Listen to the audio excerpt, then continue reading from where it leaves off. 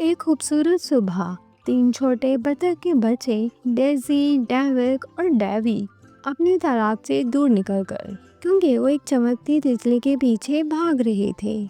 جتنا وہ آگے بڑھتے، جنگل ان کے لیے اجنبی ہوتا گیا۔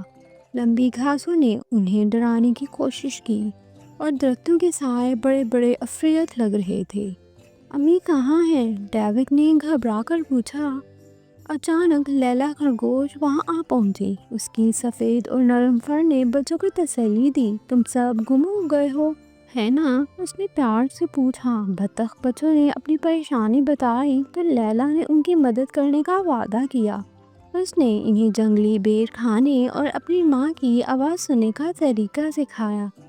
ڈیوی، جو سب سے چھوٹا تھا، ایک جڑ میں اٹک کر گر پڑا اور ہنسنے لگا۔ لیلا کی کہانیوں نے خوف کو ایک مزیدار مہم میں بدل دیا۔ کچھ دوری پر ایک دوست مینڈک نے ان کی آوازیں سنی۔ مینڈک نے تالاب کا راستہ بتایا، لیکن بطخ بچے ڈر رہے تھے۔ اگر ہم گھر نہ پہنچ سکے تو؟ ڈیزی نے گھبرا کر کہا۔ لیلا نے انہیں پیار سے چھوا۔ سب سے بہادر مہم ہمیں نئی دوستیں ملا دیتی ہے۔ جب شام کا سورج سرخ ہوا تو بطخ بچوں نے ایک مانوس آواز سنی، ان کی ماں کی پکار، اور انہیں اپنے پروں میں چھپا لیا۔ تم نے تو بہت دور تک سفر کر لیا، اس نے فخر اور خوشی سے کہا۔ بطخ بچوں نے لیلا، بطخ بچے اور مینڈک کو ماں سے ملایا اور اس رات جنگل میں خوشی کی گونج سنائی دی۔ تو اس کہانی سے سبق ملتا ہے، تجسس اچھی چیز ہے، لیکن احتیاط بھی ضروری ہے۔